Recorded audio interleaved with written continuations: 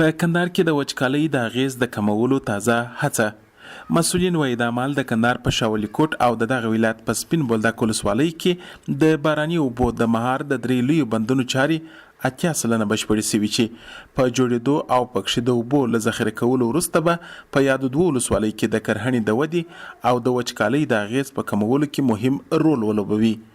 د کندهار د کرهڼې رئیس مولوي محمود مظلوم وایي دغه ولایت کې د یو شمېر نورو بندونو د تړلو کار هم روان دی.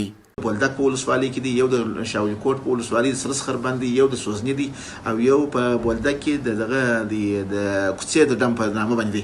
دا درې شروع دي. نور چک ډمونه هم مؤسسات سره خبره کړې دي. چک ډمونه شروع دي تقریبا او اته ځایونه نور شروع. دغه بندونه د طالبانو د مشر په سپارښتنه د اسلامي امارات په بودیجه جوړیږي خو لګښت نه دی معلوم.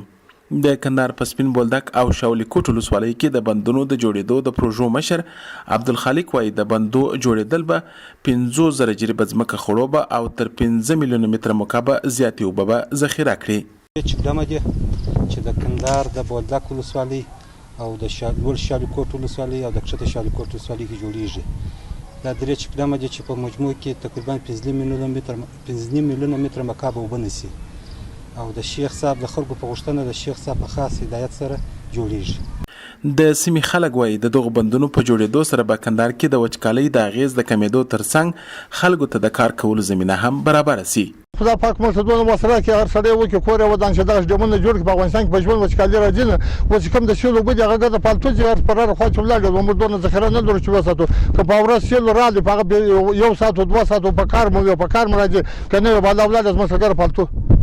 تقریبا ډیر خلک د دې سره روزي پیدا کوي او په کار باندې اخته دي. موږ ډیر ځنه خوشاله یو، ډیر منندوی او دا بند چې جوړیږي دا ډیر په ښه کیفیت باندې جوړیږي.